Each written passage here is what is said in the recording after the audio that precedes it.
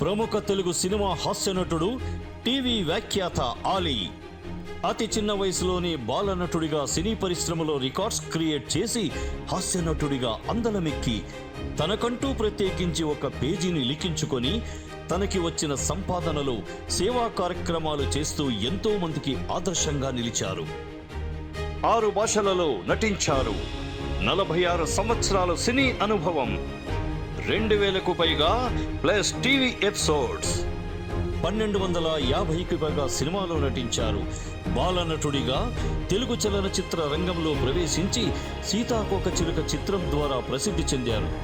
Academy of universal piece వారు ఆలీకి గౌరవ డాక్టరేట్ను ప్రకటించారు.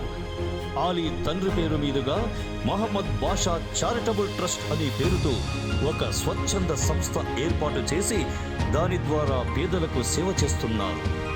ఆలీ తూర్పుగోదావరి జిల్లాలోని రాజమండ్రిలో జన్మించారు.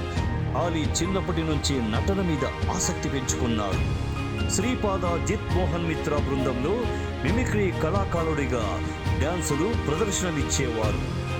ఎస్వి కృష్ణారెడ్డి దర్శకత్వంలో వచ్చిన రాజేంద్రుడు గజేంద్రుడు సినిమాలో ఎంత చాట అంటూ ఆలీ పలికిన అర్థం కాని మలయాళీ భాష అతనికి మంచి గుర్తింపు తెచ్చింది. అటు పిమ్మట యమలీల చిత్రం ద్వారా కథానాయకుడిగా స్థిరపడ్డాడు. కథానాయక పాత్రలను పోషిస్తున్న మొదటి ప్రాధాన్యత మాత్రం హాస్య పాత్రలకి ఇస్తున్నారు.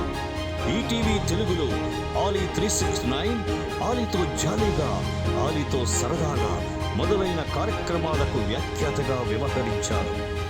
అమ్మా నాన్న ఓ తమిళ అమ్మాయి చిత్రానికి ఉత్తమ హాస్య నటుడిగా ఫిలింఫేర్ పురస్కారం, సూపర్ సినిమాకి గాను ఉత్తమ హాస్య నటుడిగా ఫిలింఫేర్ పురస్కారం అందుకున్నారు. Telugu association of greater Charlotte Ali గారిని సాదరంగా ఆహ్వానిస్తోంది.